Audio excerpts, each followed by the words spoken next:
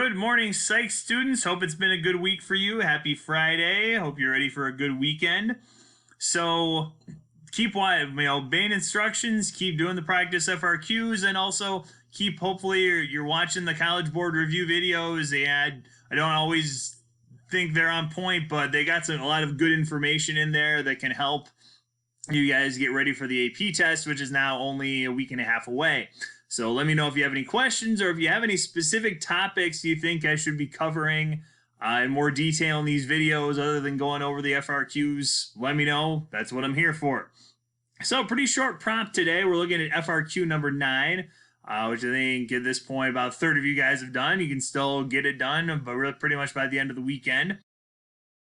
Jackie has been, so this is a concept one. So, you got your two types of questions. You got your concept ones, which is like a list of vocab and a situation. And then you got your research methods ones. We've done a lot of research methods one. We'll definitely do a couple more next week. Here we go. Jackie has been chosen for the lead role in the school play. She is both nervous and excited about this. So the first part A, how would these terms help her? Part B, how would these terms possibly hinder her or prevent her from doing her best? So let's take a look. Explain how the following concepts may help her performance in the play. Part A, context-dependent memory. So context-dependent memory is based on the environment in which you encode the information. Okay, it is different from the other two, which we'll review in a second. So context-dependent memory, or the story I told you guys about Northwestern kids studying for the exam in the classroom where they were going to take it. The idea being that if I learn it in this environment, I'm more likely to remember it in this environment. So maybe helping her, perhaps if we're looking at the application, she practices all of her lines on stage, okay? Because she learns them on stage, she's more likely to remember them on stage. That would be one example of context-dependent memory. Remember, this is different from state-dependent memory. State-dependent memory is more about your physiological or your emotional state when you're encoding things. So the idea that if she learned it while she was angry or encoded the information while angry, she should be angry when she does the play because this would help her. She'd remember it better if she was angry. And then there's mood congruent memory. Mood congruent memory, the idea that when you're in one emotional state, you're more likely to remember similar emotional memories. So if you're in a good mood, you remember good memories or happy memories. If you're in a sad mood, you remember the sad memories. That's mood congruent. Okay, so make sure you're clear on those three. But for this one, context-dependent memory based on the environment. Okay, think about it this way. If you've been studying for your AP exams, whether it's this or stats or bio or any other AP class you're taking or APUSH, you study it at your desk, you should take the test at your desk because you've been learning all the material in the last month that way. Part 2, second bullet point, acetylcholine. Okay, or if you remember neurotransmitters, one of the things I emphasized back in Unit 2, Modules 3 and 4, was acetylcholine is the neurotransmitter related to Alzheimer's. If it's related to Alzheimer's, hopefully you remember, it triggers a memory, that it's related to memory. Acetylcholine is our memory neurotransmitter. Okay, so high levels of acetylcholine would lead to greater memory functions. It's like in low levels of acetylcholine or the decrease in production of acetylcholine leads to things like Alzheimer's where obviously there's lots of forgetting going on. So, if she had a high level of acetylcholine, she'd be more likely to remember her lines. Real quick review of other neurotransmitters. Probably the big three you need to know. Acetylcholine is our memory one. Serotonin is our mood neurotransmitter. So hopefully you remember from Unit 2, serotonin has to do with depression. Okay, if we don't have enough serotonin, perhaps we might suffer from some of the symptoms of depression, loss of appetite, insomnia, things like that. Lack of interest in activities. So antidepressants boost our levels of serotonin. And then the third neurotransmitter, which is kind of all over the place, is dopamine. Dopamine we associate with things like schizophrenia. Okay, too much of it can create the hallucinations, but it's also a reward neurotransmitter in that it makes us feel good. So your dopamine gets activated when you're doing fun things like eating, okay, or doing activities that you enjoy. Kinesthetic sense. So kinesthetic sense is our body movement sense.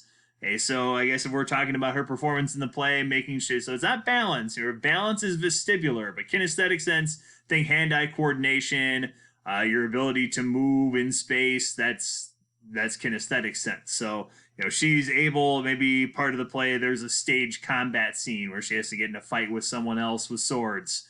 Okay, perhaps that kinesthetic sense would help that. Hand-eye, your basic coordination skills. Okay, so strong kinesthetic sense would allow her to move gracefully across the stage. And selective attention. Okay, so selective attention is your ability to focus your attention on one stimulus even while other stimuli are around trying to distract you.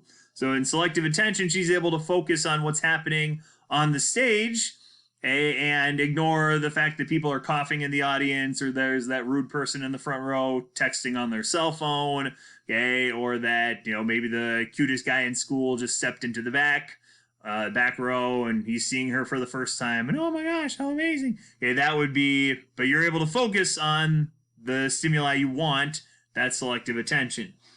So part B, one of the things with concepts, you're going to have 8 terms. Most of these are only 7 terms. You got to be prepared for that extra one. So part B, explain how the following concepts may hinder her performance in the play. Proactive interference. Remember, proactive interference, what gets in the way? It's the old stuff. Proactive interference. Yeah, you're having a hard time remembering this stuff because other stuff's getting in the way. Yerkes-Dodson arousal theory, or Yerkes-Dodson law of arousal. Or there's that little graph we had with Yerkes-Dodson's arousal theory where, if it was a low level of arousal, your performance would be low. You're looking for the optimum level of arousal up here, okay, and then you get low level of arousal down here, okay, so, or high level of arousal also crashes performance. So optimum level of arousal is right here where you care, but you're not like overwhelmed. Yerkes-Dodson law of arousal, maybe she didn't care that much, so the low level of arousal hurt her performance because she didn't really bother to learn the lines and wasn't amped up enough. Or maybe her level of arousal was too high. Her level of arousal was so high that she got scared and freaked out and had stage fright and ran off the stage crying. And that sort of thing would have to do with the Yerkes-Dodson law of arousal. External locus of control. Who has a hand in your fate? Okay, who, for instance, is is it you? That would be internal locus of control. Internal locus of control would be a situation where you are in charge of your own destiny. You say, I'm going to learn these lines and I'm going to do great. External locus of control, the idea is that other people or other outside forces are in control of your destiny or in control of your fate. Okay, so with external locus of control, if she's in the situation or she feels she does not have control over what's happening on stage in her performance, that would be an example. Well, she thinks that it's up to fate or up to luck that these sorts of things are gonna dictate how well she does. She feels that she doesn't really have a say in what's happening on stage. That would be external locus of control. Okay, so quick review. Feel free to use this to help you guys move forward. You've been the responses this week have been pretty good. We'll probably have a research-based questions starting next week. Really, we're gonna just we got one I'm gonna post today, and we'll do 2 more next week, and then the seniors are done on May 15th. So enjoy your weekend, and we'll talk to you again next week. Let me know if you have any questions or you want me to review anything.